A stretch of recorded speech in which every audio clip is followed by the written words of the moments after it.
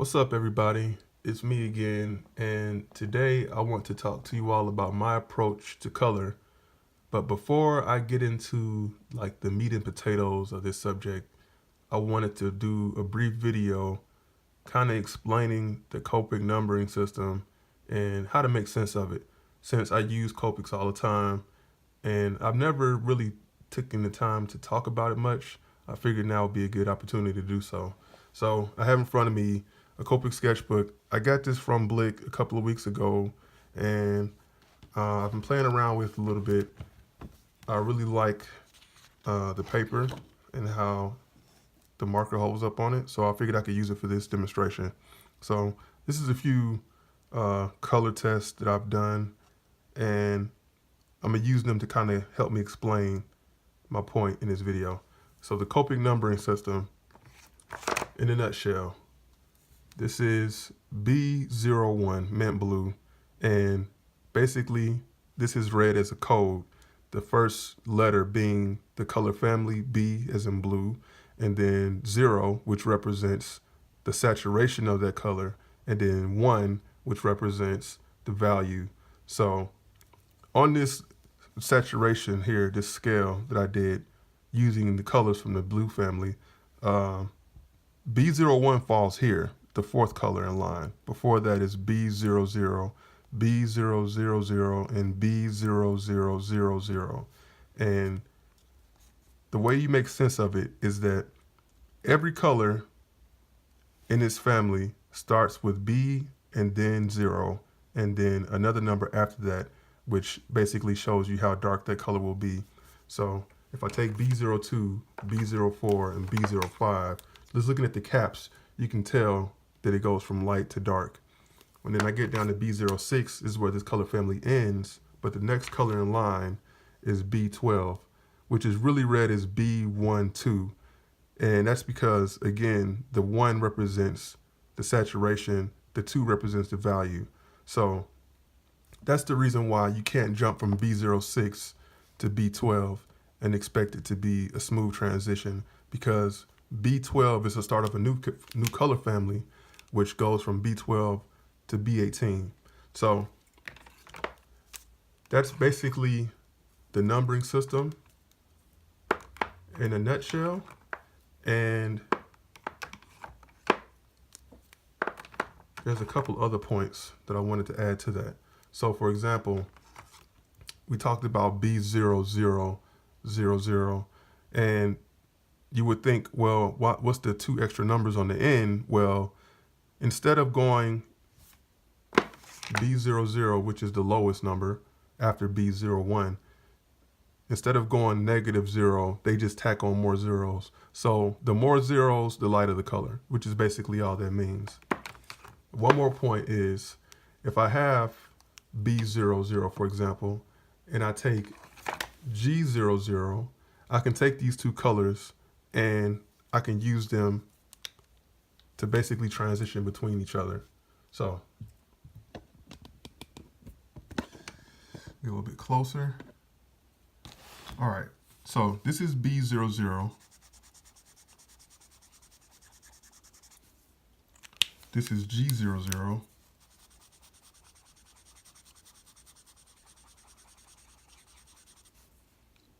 And we can even take another color. Let's take R00, which is a pink color.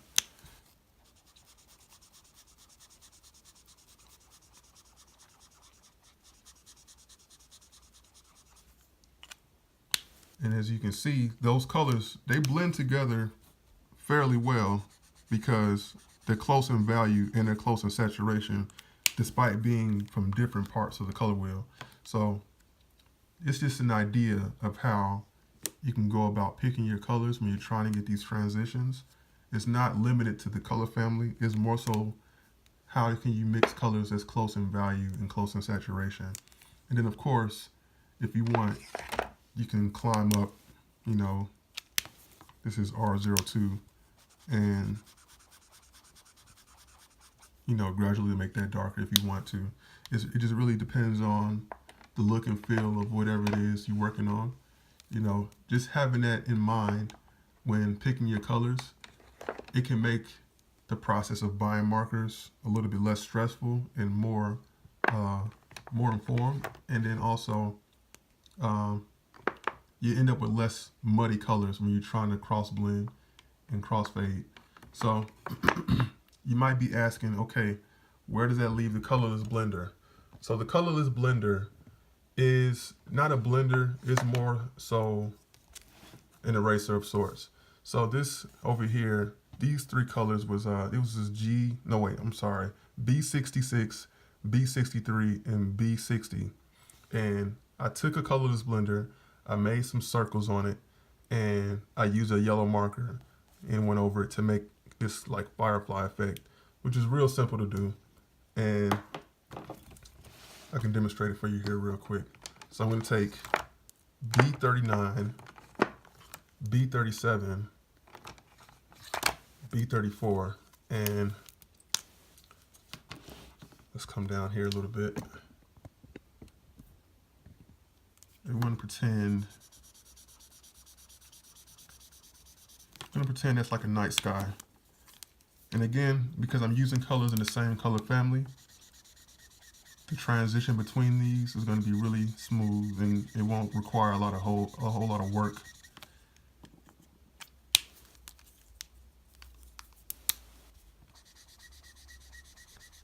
These are how the markers were meant to be blended with this in mind. So these three colors work together well, especially for like if you wanted a night sky or something. So the next step, we're going to take the colorless blender and just going to make some circles. The longer I hold it here, the more it pushes away the colors. Because again, it's basically alcohol. These are alcohol-based markers. And I'm not sure why they call it a colorless blender, because it pushes away color more than it blends them. So it's a little bit misleading, and it can lead to people trying to use it in a way to bridge colors together in a way that wouldn't necessarily work. So it's better to blend colors based on their saturation and their value, like I did over here, and use the colorless blender for things such as different effects and textures and things like that. So as you can see, as it starts to dry, it pushes the colors away, and it makes this washed out type effect. Now if I take a yellow marker like I did here, I can go over it. This one isn't very dark, so I'm gonna take a darker one. I'm gonna take Y02. It's a little bit easier to see.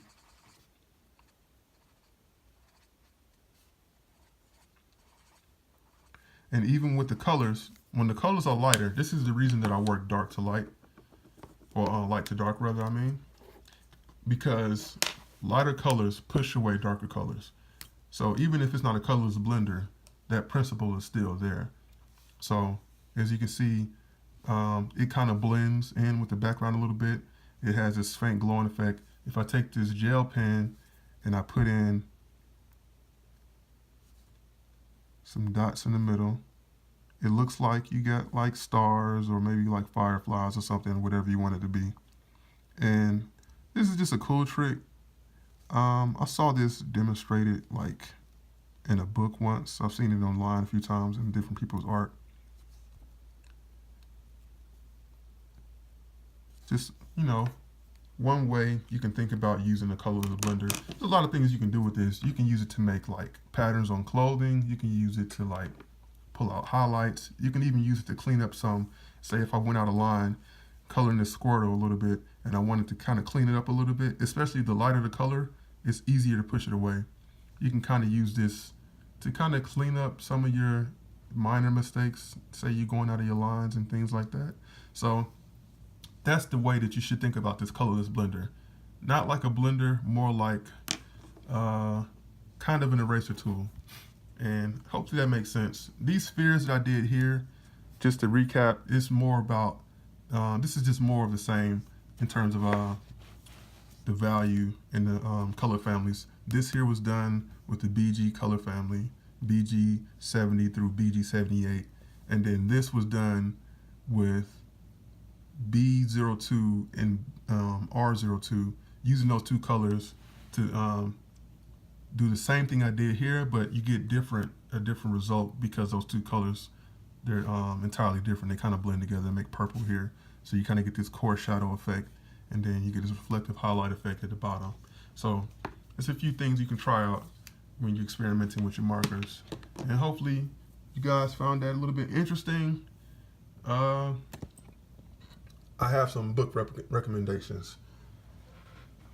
All right, so this first book, I got this book on animebooks.com. This is 12, what is it called? Introduction to Copic markers using 12 colors, something along those lines. I'll drop a link for you guys to check it out. And it's a really cool book. It's not in English, but it's one of those things where you can follow along by looking at the pictures, unless you're fortunate enough to know how to read Japanese. I'm not, but I can follow along. Here they're explaining the numbering system and how it works. You can't read it, but you can make sense of it after watching this video at least.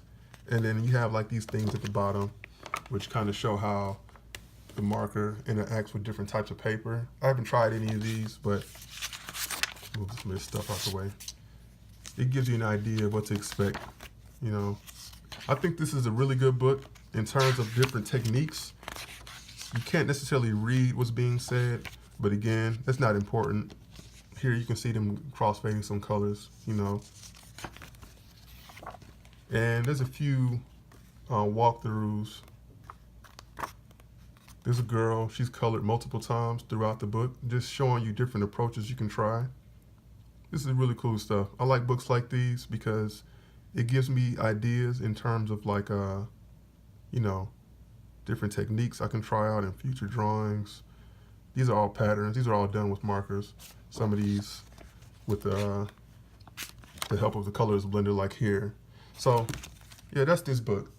Introduction to Copic markers using 12 colors. Another book that I have here, which is kind of the same thing, Let's Start Copic. It's more so a technique book, kind of like the last one. There's a few walkthroughs, things like that. I think both of these books are pretty good. They're definitely both worth picking up, but since they're like imports, you have to order them online. Can't find them in stores, at least not that I know of. I ordered mine. It took a couple of weeks to arrive because it was on back order or whatever. But highly recommend, especially if you need some ideas, you know, in terms of your colors. And they even have examples in here where they color the same subject multiple times, textures, you know, again, more of this, but a lot more. It's a thicker book. It's just smaller. So those are some book recommendations. I'll drop some links for you guys to check them out. And yeah, man, I hope you guys found this informative. Next video, I'll be able to take some of these techniques and apply them to a finished drawing for you guys to follow along. And hopefully, you guys have a better understanding of how these markers work and my approach to color in general by the time I reach the end. So that being said, I'll catch you guys on the next one. Peace.